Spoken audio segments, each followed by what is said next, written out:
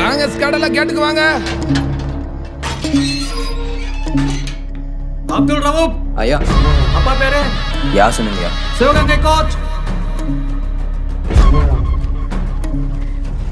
Check பண்ணு. இடம் முறைக்கிறேன்.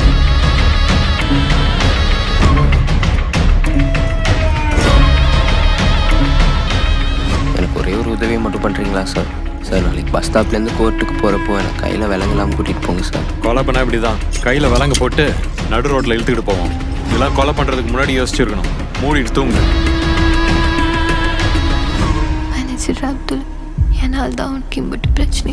நீ எப்படா வருவேன்?